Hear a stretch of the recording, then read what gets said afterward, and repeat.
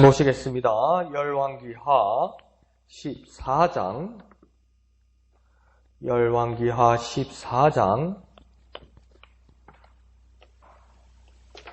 1절에서 16절까지 보겠습니다. 열왕기하 14장 1절에서 16절까지 생명의 삶 7월 3일분 1절부터 다같이 한음성으로 읽겠습니다. 이스라엘의 왕 여호아스의 아들 요아스 제2년에 유다의 왕 요아스의 아들 아마샤가 왕이 되니 그가 왕이 된 때에 나이 25세라 예루살렘에서 29년간 다스리니라. 그의 어머니의 이름은 여호앗단이요 예루살렘 사람이더라.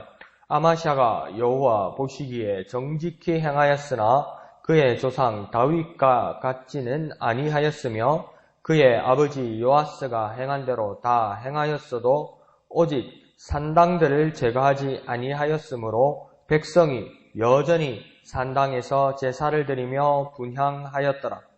나라가 그의 손에 굳게 섬에 그의 부왕을 죽인 신복들을 죽였으나 왕을 죽인 자의 자녀들은 죽이지 아니하였으니 이는 모세의 율법책에 기록된 대로 함이라. 곧 여호와께서 명령하여 이르시기를 자녀로 말미암아 아버지를 죽이지 말 것이요 아버지로 말미암아 자녀를 죽이지 말 것이라. 오직 사람마다 자기의 죄로 말미암아 죽을 것이니라 하셨더라. 아마샤가 소금 골짜기에서 에돔 사람 10,000명을 죽이고 또 전쟁을 하여 셀라를 취하고 그곳 이름을 욕드엘이라 하였더니 오늘까지 그러하니라. 아마샤가 여우의 손자 여호아스의 아들 이스라엘의 왕 요아스에게 사자를 보내 이르되 오라 우리가 서로 대면하자 한지라. 이스라엘의 왕 요아스가 유다의 왕 아마샤에게 사람을 보내 이르되 레바논 가시나무가 레바논 백향목에게 전가를 보내어 이르기를 내 딸을 내 아들에게 주어 아내로 삼게 하라 하였더니 레바논 들 짐승이 지나가다가 그 가시나무를 짓밟았느니라. 내가 에돔을 쳐서 파하였으므로 마음이 교만하였으니 스스로 영광을 삼아 왕궁에나 내 집으로 돌아가라. 어찌하여 화를 자취하여 너와 유다가 함께 망하고자 하느냐 하나. 아마샤가 듣지 아니하므로 이스라엘의 왕 요아스가 올라와서 그와 유다의 왕 아마샤가 유다의 벳세메스에서 대면하였더니 유다가 이스라엘 앞에서 패하여 각기 장막으로 도망한지라. 이스라엘 왕 요아스가 벳세메스에서 아하시아의 손자 요아스의 아들 유다 왕 아마샤를 사로잡고 예루살렘에 이르러 예루살렘 성벽을 에브라임 문에서부터 성 모퉁이 문까지 400규빗을 헐고 또 여호와의 성전과 왕궁 곳간에 있는 금, 은과 모든 기명을 탈취하고 또 사람을 볼모로 잡고서 사마리아로 돌아갔더라. 요아스의 남은 사적과 그의 업적과 또 유다의 왕 아마샤와 싸운 일은 이스라엘 왕 역대지략에 기록되지 아니하였느냐. 요아스가 그의 조상들과 함께 잠에 이스라엘 왕들과 사마리아에 함께 장사되고 그의 아들 여로보암이 대신하여 왕이 되니라. 아멘. 오늘 본문은 남유다 왕국 요아스의 뒤를 이은 아마샤 왕의 이야기가 나오는 겁니다. 그런데 1절을 보면 조금 같은 이름의 사람들이 또다시 나타나서 좀 우리가 이해하기에 좀 어려운 내용들이 있습니다. 그러나 또 쉽게 말하면 어려운 내용도 없습니다. 1절을 보면 그러니까 북왕국은 예후로부터 해서 요아스, 그 요아스라는 왕이 있는 겁니다. 그러니까 오늘 지금 본문에 나오는 유다왕 아마시아의 아버지 요아스는 아니죠. 그러니까 남유다는 또 어떻게 시작되냐면 아달랴, 요아스, 아마샤 이렇게 됩니다. 그러니까 1절에 그 요아스, 이스라엘 왕 요아스 제2년에 할 때 이 요아스는 지금 아마시아의 아버지 그 남왕국의 유다를 말하는 것이 아닙니다. 그래서 같은 이름이지만 다른 사람을 말하는 거죠. 그러니까 북왕국 요아스는 지금 남왕국 아마시아의 아버지 요아스가 아닙니다. 그러니까 같은 이름의 다른 사람들을 이야기하는 겁니다. 그래서 3절은 그 이제 남유다 왕국 요아스의 아들 아마샤에 대한 어떤 평가가 먼저 시작되고 있습니다. 그래서 첫 번째 뭐라고 하냐면 먼저 여호와 보시기에 정직히 행하였다. 이것이 아마샤에 대한 첫 번째 평가입니다. 그러니까 여호와의 보시기에 정직히 행하였다. 이 말은 뭐냐면 하나님의 눈, 하나님의 마음, 하나님의 기준을 만족시켰다. 이 말입니다. 그 부분에서는 아주 훌륭하다는 것입니다. 근데 이게 행하였다 이렇게 끝나지 않고 비슷한 경우와 다른 왕들과 비슷한 경우와 마찬가지로 뭐냐면 행하였으나 이렇게 합니다. 정직히 행하였으나 무엇과 다르다고요? 아니면 그의 조상 다윗과 같지 아니하였다. 그렇게 말하고 있습니다. 그러니까 이 말은 행하기는 했어도 실천은 했어도 무엇과 다윗과는 같지 않았다는 겁니다. 그러니까 우리는 사람을 어떻게 평가할 수 있습니까? 사람의 마음을 알 수 없으니까 그것을 행한 것, 태도, 모습 이런 걸 가지고 사람을 우리는 평가할 수밖에 없습니다. 그게 사람으로서는 최선의 방법이죠. 그리고 거기에 대해서 좋은 평가를 받을 수는 있는 겁니다. 그런데 성경은 한 가지 더 깊이 들어가는데 행하기는 했어도 실천은 했어도 무언가 다윗과는 같지 않은 부족한 점이 있었다고 지금 이야기하고 있는 겁니다.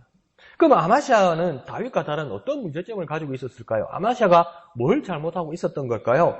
그러니까 아무리 찾아봐도 3절 끝에는 뭐라고 이야기하냐면 아마샤를 다시 점검해 볼 때 그의 아버지 요아스가 행한 대로 다 행했다. 이 말은 뭡니까? 아마샤가 행한 대로 다 행했다. 다 했다고 그래요. 그러니까 보이는 건 다 했다고 그래요. 하나님의 말씀대로 요아스처럼 그의 아버지 요아스처럼 아마샤는 다 행했다고 이야기합니다. 그런데 그럼에도 불구하고 무언가 빠졌다는 겁니다. 무언가 빠진 부분은 뭐냐면 다윗과 같이 안 했다는 겁니다. 다윗은 아마샤나 요아스와 다르게 그 빠진 부분이 채워져 있는 어떤 왕이었다는 거죠. 그러니까 그 차이가 뭐냐는지 지금 3절만 보고는 알 수가 없습니다. 그리고 본문 전체를 봐도 아주 명확하게 이거라고 꼭 집어주지는 않아요. 그런데 여기서 3절까지 보면 차이점은 뭐냐면 지금 요아스, 아마샤도 칭찬을 받았는데 요아스, 그의 아버지 요아스와 그의 아들 아마샤 왕이 잘했다고 칭찬을 받았는데 그 요아스, 아마샤는 이쪽에다 두고 다윗은 이쪽에 두었을 때 저울을 재면 그러니까 다윗이 더 무게감 있게 하나님 앞에 정직하게 또 하나님 앞에 바르게 사는 삶이었다는 겁니다. 근데 그게 뭔지가 정확하게 나오지가 않아요. 그런데 그래도 일면 보여주는 것이 4절의 말씀입니다. 다윗과는 조금 다른 것이 있었던 것 같아.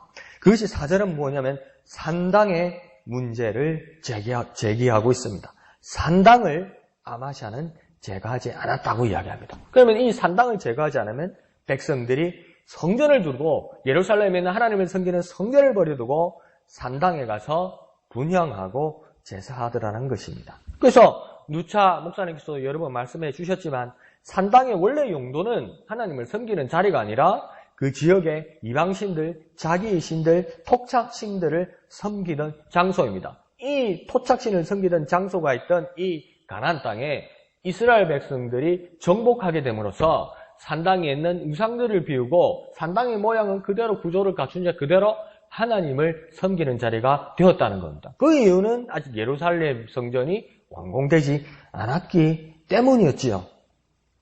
그래서 그것이 차용되었던 겁니다. 그래서 나중에는 예루살렘 성전이 완공되고 나서는 예루살렘 성전으로 일원화되고 또 그 왕들이 산당 제거의 노력을 막 했지만 성공을 이루지를 못했다는 겁니다. 그러니까 이 산당을 제거하고 예루살렘 성전 중심으로 하는 데는 두 가지 목적이 있습니다. 첫 번째는 정치적인 목적이 있고 두 번째는 종교적인 영적인 목적이 있습니다. 정치적인 목적은 뭐냐면 신정정치하는 나라다. 이스라엘은 신정정치를 하는 나라다. 무슨 말이냐? 하나님께서 이 나라를 다스린다. 아무리 왕들이 대를 이어도 왕들도 하나님의 뜻을 이루는 것이다. 신정정치를 하는 것이다. 이렇게 외치면서 예루살렘 성전 중심으로 하는 겁니다. 그러니까 왕권 강화와 일원화입니다.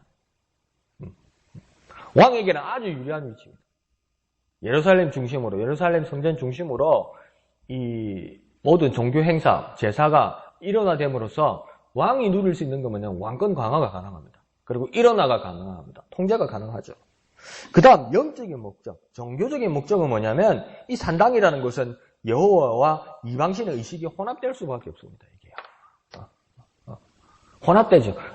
우리는 온전히 하나님을 섬기는 일을 위해서 이 산당을 차용하는 것이다. 다 비우지 않았느냐. 그렇게 하지만 여호와와 이방신의 혼합되고 나중에는 혼합되면 어떻게 하겠습니까? 편리한 것, 좋은 것 이렇게 쓰다 보면 어떻게 되겠습니까? 배교하는 위험이 있습니다.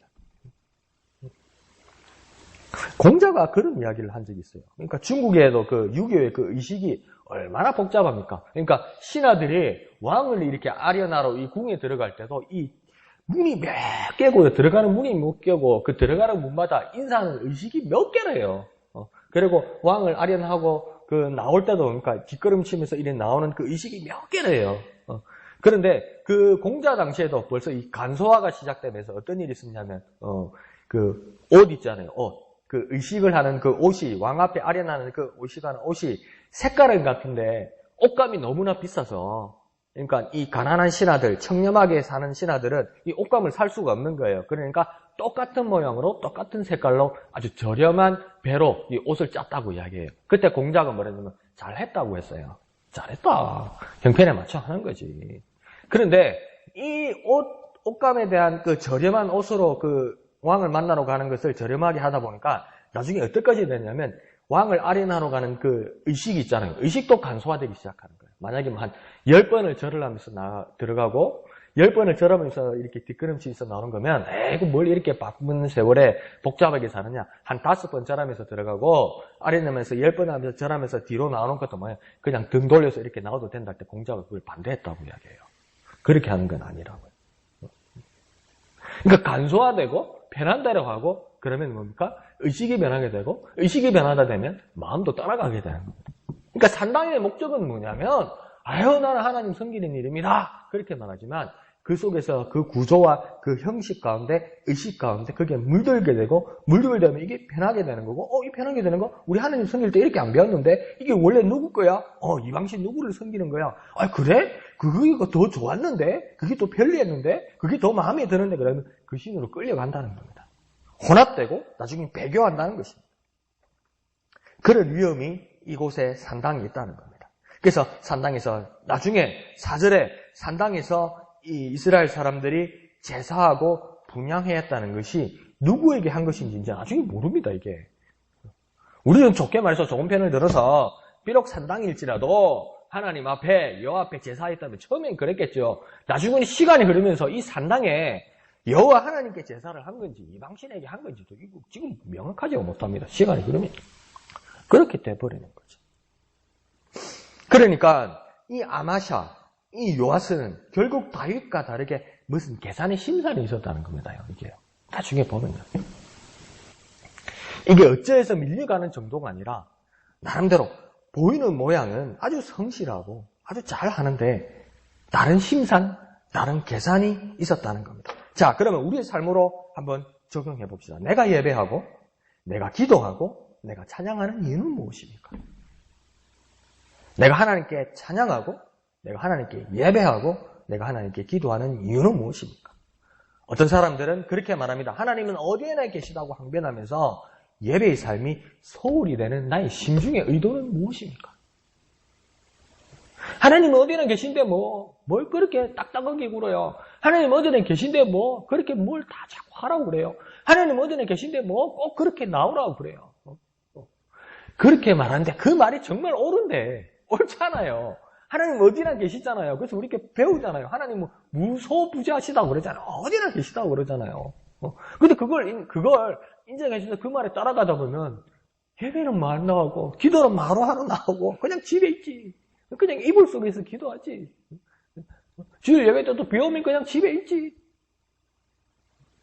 그런데 그렇게 말하는 내 마음의 의도가 뭐냐는 겁니다. 정말 순수한 거냐는 겁니다. 나가고 싶은 방향이 뭐냐는 겁니다. 그렇게 기도하는 목적이 따로 무엇이냐고 우리 자신에게 스스로 물어보아야만 하는 겁니다. 자, 5절, 6절에 아마샤는 그의 아버지 요아스를 살해한 자들을 이제 처벌합니다. 그래서 선왕, 그 아버지 요아스를 살해한 자들을 처벌하는데 오늘 5절을 보면 나라가 그의 손에 곧 아마샤의 손에 굳게 섬에 그의 부왕 곧 요아스를 죽인 신복들을 죽였다 이렇게 나오잖아요. 그러니까 이게 즉시로 처결하지 못했던 겁니다. 그러니까 지금 자기 아버지 요아스가 이렇게 갑자기 신하들 중에 두 사람에게 목숨을 잃었는데 그래도 왕이 바뀌지 않고 요아스의 아들 아마시아를 왕으로 세우니까 이 당시에 아마시아가 왕이 되어도 왕실 안에 신하들이 더 권력이 강했다는 겁니다. 그러니까 함부로 자기 아버지 죽인 원수를 갚다가는 자기 목숨도 위태한 거예요. 그러니까 5절에 보면 나라가 그의 손에 굳겠음에 나라가 천천히 아마시아의 통치권 안에 들어온 시간이 흐른 다음에 그의 아버지 요아스를 죽인 사람을 불러서 처형한다는 겁니다. 엄청 고생하고 엄청 눈치 본 겁니다. 이 아마시아가 마음고생을 많이 한 겁니다. 근데 마음고생을 많이 하다 보니까 어떡합니까? 내 속마음을 드러내지 않아요. 내 속마음을 표현하지 않아요. 내 진실을 나타내면요. 내 목숨이 위태롭고요. 내 입지가 불리한 거예요. 그러니까 그 잠언입니까? 잠언서에서 전도서입니까? 거기서 그렇게 기도하잖아요. 주님 나를 부유하게 주도 말고 내가 가난하게도 하지 말라는 거. 그러니까 내 환경이 나를 불리하게 만들고 내 환경이 내 마음을 병들게 만들고 내 환경이 나를 어렵게 만들고 내 환경이 진실하지 못하게 만드는 경우도 있는가 봐요. 아마시아도 좀 그런 모습이 보여요. 그러니까 여호와 앞에 정직히 행하였지만 오늘 평가를 보면 뭡니까? 다윗과 같지는 않다는 거죠. 사실대로 다 말했다가는 진실대로 다 말했다가는 이게 큰일 난다는 것을 아마시아는 보아하고 그렇게 살아왔다는 겁니다. 자, 아버지의 원수들을 이제 갚기 시작하는데 원수를 갚는 방법에는 두 가지가 있습니다. 첫 번째 방법은 뭐냐면 먼저 관례와 당시의 문화를 따라 그 방법으로 처벌할 수 있습니다. 이 말은 뭡니까? 아버지 요아스를 죽인 당사자들과 더불어 자녀와 가족들을 같이 처벌할 수도 있습니다. 이건 당시의 관례였고 누구나 그렇게 당연히 해야 된다고 생각했던 거고 세계 여러 나라의 모습에서도 보이는 겁니다. 왜 그렇게 합니까? 누구도 이 상황에 대해서 비난하지 않습니다. 안전장치와 일벌백계의 효과가 있는 겁니다. 이 아버지가 반역죄를 저질렀으니 아버지뿐만 아니라 이 아내와 이 아이들과 이 친척들을 다 면해버리는 거 당시에는 그렇게 할 수 있었습니다. 누구도 거기에 대해서 비난하지 못합니다. 그리고 또 두 번째 방법은 뭐냐면 오늘 본문에 나오는 대로 모세의 법입니다. 하나님께서 모세에게 이미 주신 법입니다. 사람마다 자기 죄로만 처벌받는다. 아버지 때문에 아들이 죽을 수 없고 아들 때문에 아버지가 죽을 수 없다. 자기 죄로만 각자 처벌을 받아서 가족의 생명을 해하지 말라는 하나님의 법칙입니다. 그런데요, 이렇게 해버리면 영화처럼 내 아버지를 죽인 원수 이러면서 만나는 영화는 만들어지지 않는 거죠. 그런데 이렇게 되면 어떡합니까? 복수를 당할 위험이 엄청 많죠. 복수를 당할 위험이 엄청 많죠. 내 아버지가 죽었는데 그걸 봤는데 저 왕이 죽였는데 자기 아버지 잘못한 건 생각이 안 나고 내 눈에서 내 아버지가 저 사람에 의해서 처벌당한 것을 죽은 것을 보았는데 그러면 복수당할 위험이 분명히 있습니다. 이거 위험한 거예요. 그런데 아마시아는 어떡합니까? 하나님의 법을 따릅니다. 위험 변수가 있을지라도 하나님의 법을 따릅니다. 하나님의 법을 따르면 잘 됩니다. 잘 되지요. 성공합니다. 성공하지요. 근데 그 영혼이 잘 되고 영혼이 성공하는 것일 수도 있고 눈에 보이는 곳에서 손해볼 수도 있고 환경적으로 어려움을 당할 수도 있습니다. 그러나 아마시아는 그 원칙을 잘 알았습니다. 하나님의 법, 세상에 법이 있을 때 아마시아가 오늘 행하는 법은 뭐냐면 하나님의 법이 우선이라는 겁니다. 자, 우리의 모습에서는 하나님의 법과 나의 합리화가 있을 때 우리는 하나님의 법을 따르니까 나의 합리화를 따릅니까? 원칙은 잘 알고 있습니다. 하나님의 법을 따라야만 합니다. 그런데 내 앞에 문제가 닥치면 세상의 법과 나의 합리화가 이 둘이 힘을 합쳐가지고 그러니까 따로따로 떼가지고 하나님의 법과 세상의 법이 어디가 우선이냐 그러면 우리 분명히 말해요. 하나님의 법이라고요. 그래서 또 두 번째 질문을 하는 거예요. 하나님의 법과 나의 합리화 중에 뭐가 우선이었냐면 여기도 하나님의 법이라고 이야기해요. 그런데 막상 남을 평가하고 TV를 보고 운동 경기를 야구 게임을 관전할 때는 그렇게 냉정하게 심판을 잘하고 판단을 잘 하는데 내 앞에 문제와 어려움이 닥쳤을 때는 어떤 상황이 우리에게 많이 오냐면 나의 합리화와 세상의 법 이 둘이 힘을 합쳐가지고 하나님의 법을 무너뜨린다고요. 그게 우리의 모습이라고요. 저와 여러분의 삶은 어떻게 해야 하겠습니까? 쉽지가 않죠. 그러나 아마시아는 오늘 그렇게 행하지 아니했습니다. 그럼에도 불구하고 하나님은 이런 부분에서는 아마시아를 높이 평가하실지 몰라도 전체적인 아마시아의 모습에서는 하나님은 아마시아에게 그 아쉬움을 표하고 있습니다. 자, 7절은 아마시아가 에돔을 정벌하게 됩니다.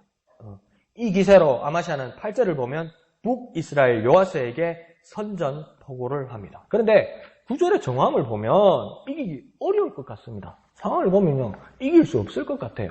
그런데 남북, 그러니까 남유다와 북이스라엘 사이에 분단이 되고 나서 아합 시대 이후로부터 이 남유다가 좀 열세였어요. 좀 밀리었어요. 국력이나 모든 것이 밀렸어요. 그런데 이 왕국 간에 사돈지간이 되면서 결혼관계를 맺으면서 약간의 평화를 유지했지만 언제나 밀리는 상황이었어요. 조금 남유다가 밀리는 상황이었어요. 국방력으로요. 그러다가 이제 예후 시대 이후로 해서 예후 시대가 아니죠. 아달랴, 요아스 시대로 인해서 이 관계가 서서히 끊어지기 시작하죠. 나이가 들고 이러면서 이제 이전에 북왕국과 그 결혼 관계를 맺었던 사람들이 없어지고 정치적으로 이제 제거하고 이러면서 이제 완전 관계가 멀어지면서 완전히 이들과 이제 단절해야 되겠다, 단교해야 되겠다. 그러면서 나중에 어떤 생각까지 아마시아가 갔냐면 정벌해야 되겠다, 정벌할 수 있을 것 같다, 이렇게 오버가 돼버린 겁니다. 에돔을 한번 이기다 보니까 이 기세로 누구든지 이길 것만 같은 그 생각에 착각이 일어나기 시작한 겁니다. 될 것 같은데? 그런 생각이 들었던 거죠. 근데 10절은 아마시아의 분명한 문제를 지금 제기합니다. 뭐랍니까? 첫 번째 문제는 교만이라고 이야기합니다. 비록 이스라엘 왕 요아스를 통해서 제기되는 말이지만 아니죠. 벌써 성경은 하나님 뜻을 대해서 말하지만 이 문제는 교만 때문이라고 얘기합니다. 이 교만이 이 아마시아의 마음에 싹트기 시작하자 그 영향은 어떻게 됩니까? 듣지 않게 된다. 이렇게 지금 이야기하고 있는 겁니다. 듣지 않게 되자 그 결과는 어떻게 됩니까? 유다가 패하고 유다 사람들이 도망하게 되는 겁니다. 그러자 또 그 다음에 결과는 아주 비참하게 됩니다. 13절에서 아마시아는 일시적인 포로가 됩니다. 유다의 왕이 이스라엘 왕과 전쟁에서 져서 유다 왕이 전쟁의 일시적인 포로가 됩니다. 그리고 수도 예루살렘 성벽이 허물어집니다. 그러자 14절에는 성전과 왕국이 약탈당하고 노예 삼을 유다 사람들을 포로로 데리고 갑니다. 그 14절에 보면 성전과 왕궁을 약탈당했다 이렇게 이야기하는데 성전은 지금 어떤 성전을 말합니까? 여호와의 성전을 말하는 거예요. 북왕국, 북이스라엘은 이제 표면적으로도 하나님을 섬기는 일에 대해서 관심이 없는 겁니다. 성전을 약탈했어요. 하나님을 섬기는 성전에 가서 약탈했어요. 이제 마음이 떠난 겁니다. 완전 하나님과 결별하는 그런 상황에 북이스라엘은 와 있는 겁니다. 그러면서 모든 왕궁과 성전을 약탈하고 포로들을 잡아가고 나중에는 어떡합니까? 그 아마시아를 풀어주는데 아마시아가 이제 예루살렘 수도로 들어가게 되잖아요. 그런데 이 무너지고 재가 된 이 예루살렘 성 안으로 그 자리를 아마시아가 들어간다고 한번 생각해 보십시오. 그러니까 전쟁에서 져서 포로로 잡혀 있다가 전쟁에서 져서 자기 집으로, 자기 궁으로, 자기 수도로 돌아가게 되는데 돌아가다 보니까 성벽이 싹 다 무너지고 재가 된 자리로 그 들어갈 때 그 비참함이 얼마나 크겠습니까? 아마시아 입장에서는. 자, 이렇게 된 원인이 무엇일까요? 아마시아가 이렇게 된 원인이 무엇일까요? 이 본문을 그대로 찾아보면 첫 번째, 연관되지도 않은 것인데 무언가 되었다고 착각하는 무모한 믿음 때문입니다. 이거요. 착각이 아주 무모한 믿음을 만들어냈습니다. 근거 없는 믿음을 만들어냈습니다. 이거 믿음 아니잖아요. 하나님이 지지하신 적도 없고 하나님이 말씀하신 적도 없고 그냥 자기가 만들어낸 아주 무모한 믿음이었습니다. 그러니까 믿음과 무모한 믿음은 유사점이 있는 것이 아니라 아주 다른 것이죠. 그러니까 더 엄밀하게 말하면 믿음의 반대말이 무모한 믿음이 될 수 있을 정도로 그 무모한 믿음을 착각으로 아마시아가 가지고 있었다는 겁니다.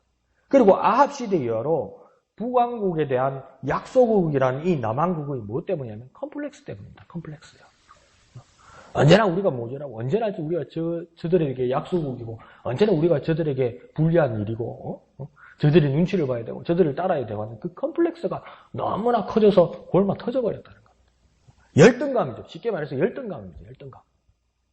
열등감이 이 상황을 만들었다는 겁니다. 그러더니 착각하게 되고 교만하게 되고 듣지 않게 되고 듣지 않게 되니까 어떡합니까? 패망을 가져오게 되어버렸다는 것입니다. 자, 우리의 삶에서는 어떤 일이 일어나야 될까요? 무언가 착각하지도 않고 오버하지도 않고 넘어서지도 않고 그렇다고 주저하지도 않고 더 나아가지도 않고 모자라지도 않은 온전하고 건전한 믿음이 우리에게 필요하다는 겁니다. 근데 그게 어떻게 가능합니까?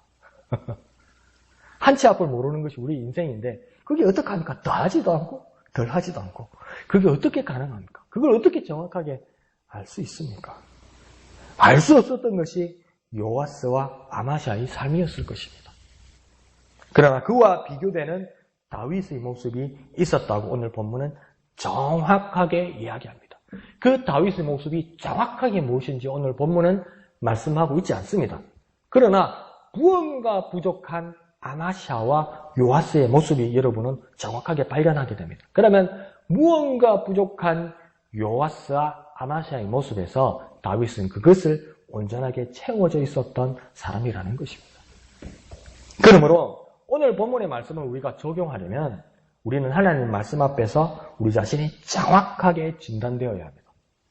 나는 지금 무언가 하나님 앞에서 오버되고 더 나아갔고 나는 무언가 다른 사람들과의 비교의식에서 열등감을 가지고 있고 나는 무언가 하나님 앞에서 주저하고 있는 것이 정확하게 내 자신이 진단되어야 합니다. 오늘 사회가, 오늘 공동체가 그런 말 하지 말고 그래서 내가 빠지고 그러지 말고 오늘 큐티는 뭐냐면 내 자신이 하나님 앞에 정직하게 서서 나는 무언가 더 나아갔고 무언가 부족하고 무언가 착각되어 있고 무언가 주저하고 있고 그 부족한 부분들이 채워질 때 하나님께서 다윗을 평가하듯이 내 마음에 온전히 합한 자라고 우리가 하나님 앞에 평가받고 칭찬받는 우리가 될 것입니다. 그러니까 오늘은요, 다른 날은 다 빠져도요, 여러분 오늘은 집에 가셔서 정확하게 한번 큐티해 보십시오. 정확하게 묵상해 보십시오. 주님, 내가 부족한 부분, 내가 필요한 부분, 내가 착각한 부분, 내가 오해한 부분, 내가 지나치게 나아간 부분, 이건 무엇입니까? 밝혀주십시오. 주님 말씀해 주실 겁니다. 그 부분을 채워나가고 깎아나가십시오. 그러면 다윗과 같이 마음에 합한 자라는 주님의 칭찬을 받는 저와 여러분이 될 것입니다. 그러한 삶을 사는 저와 여러분 되시기를 거룩하신 예수님의 이름으로 축원드립니다. 기도하겠습니다. 거룩하신 아버지 하나님, 은혜를 감사합니다. 우리의 삶을 진실하게 말하면 하나님, 요아스만큼이라도 아마샤만큼이라도 했으면 합니다. 내 모습이 그렇게 부족하다는 것을 알고 또 주저하는 모습도 있습니다. 또 때로는 내가 뭘 그렇게 잘못해서 내가 뭘 그렇게 부족해서 내가 하나님 앞에 나름대로 한다고 하는데 그러면 섭섭한 마음이 들기도 합니다. 그러나 하나님, 이런 모든 섭섭한 마음이나 나름 겸손한 마음들 모두 내려놓고 하나님 앞에 정직하게 나아가서 우리의 착각, 우리의 오해, 우리의 컴플렉스, 우리의 열등감 모두 주님 앞에서 발견하게 하시고 부족한 부분들은 주님 앞에 채워지게 하시고 우리가 지나친 부분들은 주님 앞에 깎임을 당해서 다윗과 같이 온전히 하나님 마음 앞에 합당한 자는 칭찬을 받을 수 있는 우리의 삶 되게 하여 주옵소서. 하나님 말씀을 묵상하고 하나님 말씀에 적용되어서 온전히 열매 맺는 우리들의 삶이 되게 하여 주시옵소서. 모든 것을 감사드리며 거룩하신 예수님의 이름으로 간절히 기도하옵나이다. 아멘. 이 시간 말씀을 생각하시면서 기도하시고 오늘은 진해지역 보고마를 위해서 기도하실 때 웅천동, 웅동 1동, 웅동 2동 지역을 위해서 기도해 주시기를 부탁드립니다. 오늘 금요기도회 밤 10시에 있습니다. 특별히 오는 주에는 맥주 감사주일 찬양 예배를 위해서 우리가 찬양 연습을 하게 될 것입니다. 주위 분들에게도 말씀해 주셔서 오늘 밤 10시에 찬양 연습할 수 있도록 모두 참여해 주시기를 부탁드립니다. 토요일 식당 사역과 예배당 미화를 위해서 헌신한 분들을 위해서 특별히 기도해 주시고 또 주일 찬양대와 특별히 말씀을 전하시는 목사님을 위해서 더욱 기도해 주시기를 부탁드립니다. 앞에 말씀드렸듯이 오는 주일은 맥주 감사주일로 하나님 앞에 섬기게 됩니다. 찬양 예배로 섬기게 됩니다. 이를 위해서 준비해 주시고 기도해 주시고 모두 참여해 주시기를 부탁드립니다. 그리고 각자의 기도의 제목을 가지고 이 시간 다 같이 기도하겠습니다. 기도합니다. 거룩하신 아버지 하나님, 은혜를 감사합니다. 요아스만큼이라도 아마시아만큼이라도 사는 것이 우리에게는 너무나